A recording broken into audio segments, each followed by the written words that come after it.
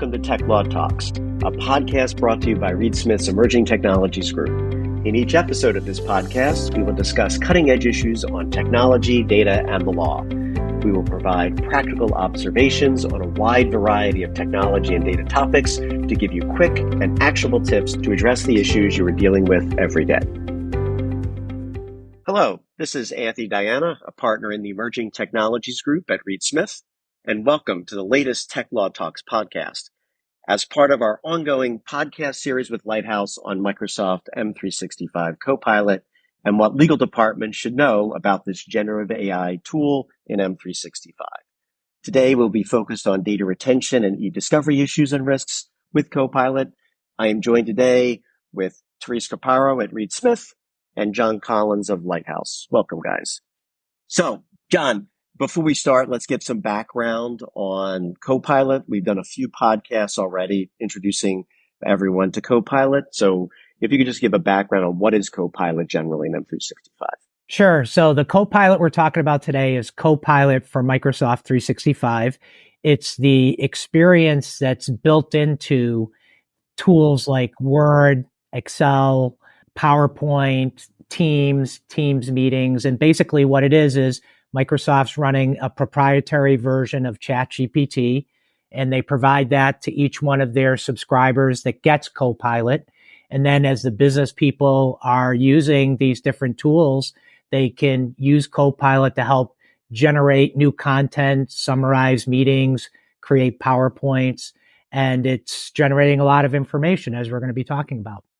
And I think one of the interesting things that we've emphasized in the other podcasts is that each M365 application is slightly different. So, Copilot for Word is different from Copilot for Exchange, and they act differently, and you really have to understand the differences, which we talked about generally. So, okay, so let's just talk generally about the issue, which is retention and storage. So, John, why don't you give us a primer on where is the data generally stored when you're doing a prompt and response and getting information from Copilot? So the kind of good news here is that the prompts and responses, so when you're asking Copilot to do something, or if you're chatting with Copilot in one of the areas that you can chat with it, it's putting the back and forth into a hidden folder in the user's mailbox. So the user doesn't see it in their Outlook, but the prompts and responses are there, and that's where Microsoft is storing them. So there's also files that get referenced that are stored in OneDrive and SharePoint, which we may talk about further. But in terms of the back and forth, those are stored in the Exchange mailbox. That's helpful. So Therese, I know we've been working with some clients on trying to figure this out and doing testing and validation, and we've come across some exceptions. You want to talk about that process, I'll say. I think that's one of the most important things when we're talking about really any aspect of Copilot or frankly new technology, right? It's constantly developing and changing. And so you need to be testing and validating and make sure you're understanding how it's working. So as you said, Anthony, we found early on when Copilot, our clients first started using Copilot, that the prompts and the responses for Outlook were not being retained in that hidden folder. Right. And then Microsoft has since continued to develop the product. And now in most cases, at least we're seeing they are, similarly for those of you who are using transcriptionless Copilot. So it's Copilot that can give you meeting summaries and answer questions during the meeting, but doesn't retain the transcript because people had some concerns about retaining transcripts. We're seeing that those Copilot artifacts, so the prompt and the response, are now currently not being retained in the hidden folder. So a lot of this is you need to understand how Copilot is working, but understand that it's also a dynamic product that's constantly changing. So you need to test it to make sure you're understanding what's happening in your environment with your organization's use of Copilot.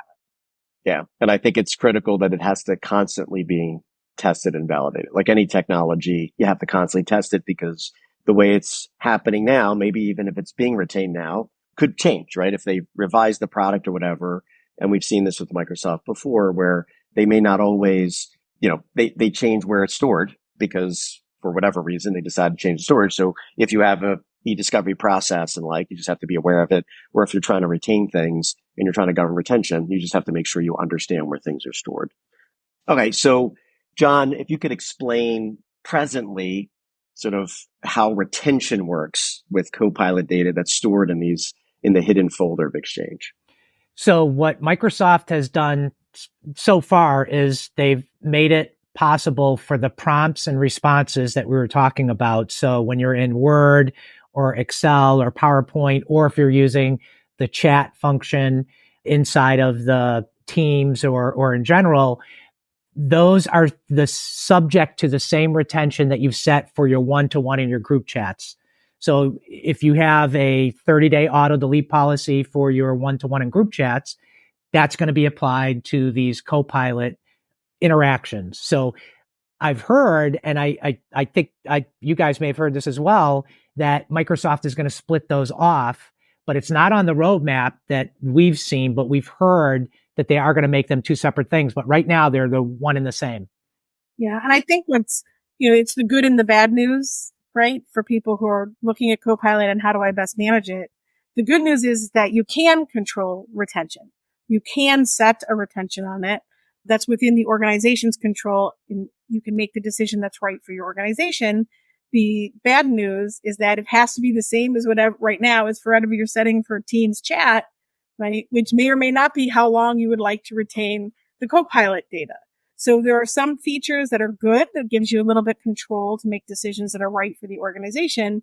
But right now they're only partially controllable in that sense. So you have to make some decisions about, how long do you need Teams chat? How long do you need Copilot? And where's the right place in the middle to meet business needs, right? And also to take into consideration how long this data should exist in your organization.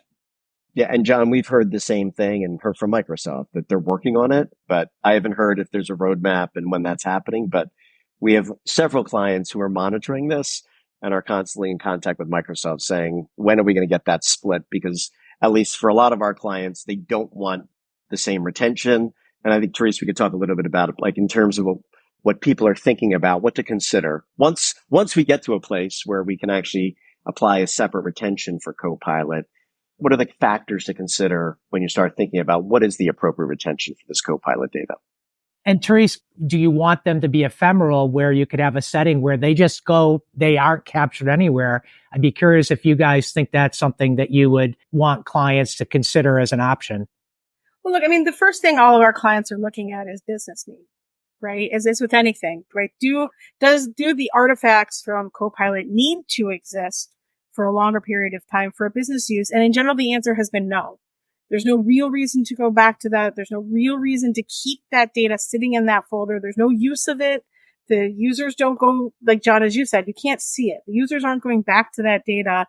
So from a business perspective, number one thing that we always consider, the answer has been no, we don't need to retain these Copilot artifacts for any business reason.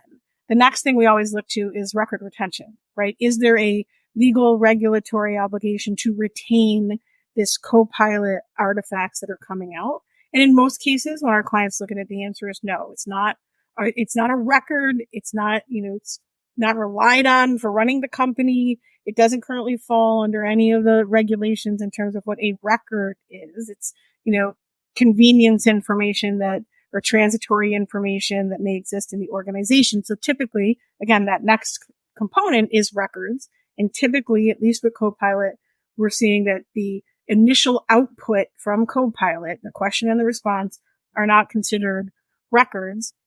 And so once you get to that point, the question is, why do I need to keep it at all? Which is, John, to what you're alluding to, today for all data types, whether it's Copilot or otherwise, right, over retention presents risks. It presents privacy risks and security risks, all kinds of risks to the company. So the preference is to retain data only for as long as you need it. And if you don't need it, the question arises, do you need to keep it at all? Do you need it even for a day? Could you make it ephemeral so that it can, just disappear when it's gone because it has served its useful life and there's no other reason to keep it? Now, we always have to consider legal holds whenever we have these conversations, because if you have a legal hold and you need to retain data going forward, you need to have a means of doing that. You need to be aware of how to retain that data, how to preserve that data for a legal hold purpose if you deem it to be relevant. So that's always the caveat. But typically when we're seeing people look at this, when they actually sit down and think about it, there hasn't been to date really a business or records reason to retain that data in the ordinary course of business. And so it's a matter of how do you enforce that? And whether, John, I mean, when we talk about ephemeral, it is retained. So ephemeral would be probably like one day, right? So it would basically be kept for one day, which raises all kinds of issues because it's there for one day. And as we've seen with other, whether it's team chats or any type of instant messaging, once it's there, and we're going to talk a little bit about preservation, it's there, right? So for one day, it's there. So let's talk a little bit about sort of the e-discovery issues and particularly preservation, which I think is the issue that a lot of people are thinking about now as they're rolling this out is, can I preserve this? So John, how do you preserve Copilot data? So that's pretty straightforward, and at least in one respect, which is if you're preserving a user's Exchange Online mailbox, unless you put in some kind of condition explicitly to exclude the Copilot prompts and responses, etc., they're going to be preserved. So they will be part of what's being preserved along with email and chats and that type of thing. So the only question is, and if we're going to get into this, Anthony and Therese, but the reference files, the version shared and all that. But as far as the prompts and responses, those are part of the mailbox. They're going to be preserved. So you're talking about a potential gap here then. So let's just talk about that. When you're doing prompts and responses, oftentimes you're referencing a specific document, right? It could be in a Word document. You're asking for a summary, for example, of a Word document. It's going to refer to that document in the prompt and response. So what is or isn't preserved when you preserve the mailbox in that situation? Well, I know we were talking about this before, but there's really, the question is, do you have the version shared feature enabled? Because the Microsoft documentation says if you want referenced files to be preserved as part of your Copilot implementation, you have to enable version shared. But in our testing, we're seeing inconsistent results. So in one of our tenants, we have version shared, and that's exactly what it's doing. Is if you say summarize this document or use this document to create a PowerPoint, it is treating it almost like a cloud attachment. But that's not for preservation purposes. That's at the collection stage. It goes back to the topic that I know you guys, we talk about this a lot is, well, do I have to preserve every SharePoint and OneDrive where something might live that somebody referenced, right? And that's kind of the question there with the reference files. Got it. So you're not preserving it necessarily because like a modern attachment, which we've talked about in the past, it's not preserving it. Although if they're looking at a document from their OneDrive and you have the OneDrive on hold, that document should be there. So when you go to collect it, you can, assuming that there's this setting, you have to have the version shared. So it's actually linking that attachment to this Copilot data. So a lot to digest there, but it's complicated. And again, I think you point out, this is a work in progress. You have to test, right? Like you cannot assume that based on what we're saying, it's actually going to work that way because we've seen the same thing. You have to test and it often changes because this is a work in progress and it's constantly being changed. But that's an interesting point to think through. And again, I think from a preservation standpoint, Therese, is it required to preserve it? If you have Copilot data and they're referring to a document, is it similar to like an e-coms where we say, generally in the e-coms front where we talk about, a Teams message, we always said, well, you need it because it's the complete electronic communication. So therefore, to get completeness, we generally say you should be producing it in like Copilot data. Do we think it's going to be any different? Look, I mean, I think it depends is the answer. And if you look out there, even when we're talking about e-discovery, when you look at the cases that are out there talking about links, right? Links to attachments or links to something that's in an email or in an e-com, it's mixed, right? Right? The courts have not necessarily said in every case you have to preserve every single document for every single link, right? You need to preserve what is relevant. Even with production, courts have said, I'm not going to make them go back and find every single link necessarily. But if there's something that is deemed relevant and they need that link, you may have an obligation to go back and find it and make sure that you can find that document. So I don't think it's as clear cut as you must, turn on version shared to make sure that you can you are, quote, preserving every single referenced file and every single Copilot, document. We certainly don't preserve every single document that's referenced in a memo, right? Or in a document that it refers to.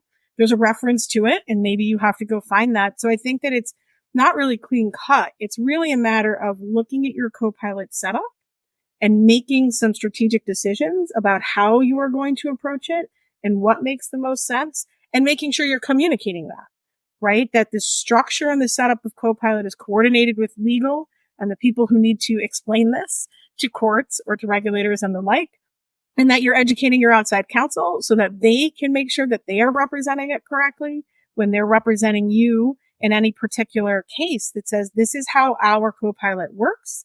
These are the steps that we take to preserve. This is why. And this is how we handle that data. And I think really that's the most important thing. This is a new technology. We're still figuring out what the best practices are and how it should be. I think the most important thing is to be thoughtful. Understand how it functions. Understand what steps you're taking and why, so that those can be adequately communicated. I think most of the time when we see these problems popping up, it's because someone hasn't thought about it or hasn't explained it correctly, right? And that's the most important thing, is understanding the technology and then understanding your approach to that technology from a litigation perspective. Yeah, and I think one of the challenges, right, and I think this is both a risk and a challenge, and we've heard this from a lot of litigation teams as this Copilot is being launched, is it's not always accurate, right? I think you maybe make the argument that it's not relevant, because if I'm a user and I'm asking a question and it comes back and it's just answering a question and it's wrong, but you don't know that. I mean, it's Copilot, it's just giving you an answer. Like, is it really relevant? Like, what makes it relevant, right? I may be asking the question of Copilot relating to the case. Let's assume that it's relating to the case or the underlying matter, right? You ask a question, you get a response back. Like, do you really need to preserve that? I've heard from litigators saying, well, if they go to Google and they do a Google search on that topic, we're not preserving that necessarily. So what do we think the arguments are that it's relevant or not relevant to a particular matter? I mean, look, relevance is always relative, right, to the matter. And I think that it's difficult with any technology to say it's never relevant, right? Because relevance is a subject matter and a substantive determination. Just to say a particular technology is not relevant is a really hard, I think, position to take in any litigation, frankly. It's also very difficult to say, well, it's not reliable, so it's not relevant. Because I can tell you, I've seen a lot of emails that are not reliable, and they are nonetheless very relevant, right? The fact that somebody asked a certain type of prompt in certain litigations could be quite relevant in terms of what they were doing and how they were doing it. But I think it's also true that they're not always going to be relevant. And there's a reliability aspect that often comes in, I think probably less so at the preservation stage and more so at the production stage, right? In terms of how reliable is this information? Again, this is about understanding the technology. Does your outside counsel know that if you are you going to take the position that we're not going to produce it because it's not reliable, right? And be upfront about that and take that position and see if that's something that you can sustain in that particular case. You can explain that they would not be relevant here and it's not going to be reliable in any case, right? Are you going to take that position or not? Or at the very least, if you are going to produce it, that you understand that it is inherently unreliable, right? A computer gave an answer to a question that may or may not be right and depends on a user reviewing that.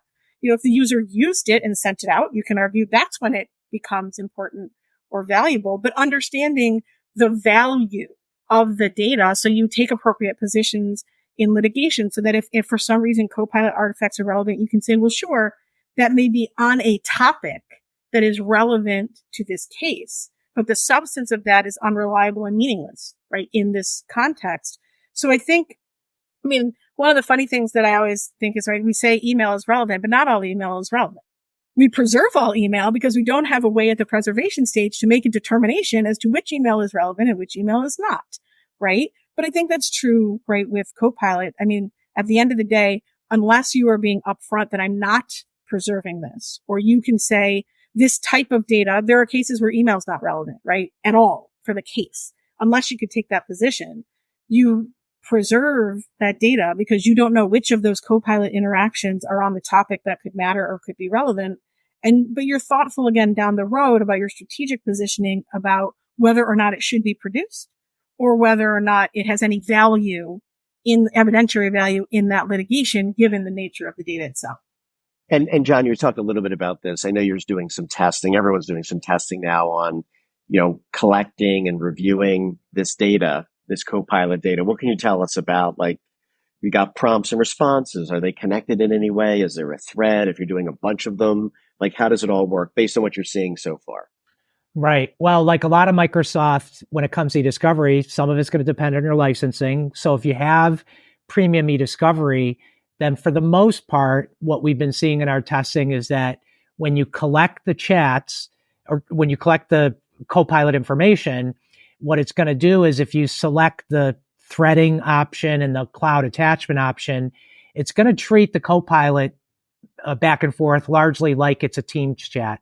So you'll see a conversation, it'll present as an HTML, it'll show you, it'll actually collect the as cloud attachments, the files that are referenced if you've got that set up. So to a large degree, in terms of determining if things are relevant and that type of thing, you could do keyword searches against them and all of that. So at this point, what we're seeing with our testing is that for the most part, it's treating the back and forth as these chat conversations similar to what you see with Teams. Yeah. And I'm sure there'll be lots of testing and validation around that and disputes as we go forward, but that's good to know. Okay, well, I think that covers everything. Obviously, a lot more to come on this, and I suspect we'll be learning a lot more about Copilot and retention and eDiscovery over the next 6 months or so, as it becomes more and more prevalent and it starts coming up in litigation. So thank you, John and Therese, and hopefully you all enjoyed this, and certainly welcome back. We're going to have plenty more of these podcasts on this topic in the future. Thanks. Tech Law Talks is a Reed Smith production. Our producers are Ali McCardle and Shannon Ryan. For more information about Reed Smith's emerging technologies practice, please email techlawtalks@reedsmith.com. You can find our podcasts on Spotify, Apple Podcasts, Google Podcasts, reedsmith.com, and our social media accounts. This podcast is provided for educational purposes. It does not constitute legal advice and is not intended to establish an attorney-client relationship, nor is it intended to suggest or establish standards of care applicable to particular lawyers in any given situation. Prior results do not guarantee a similar outcome.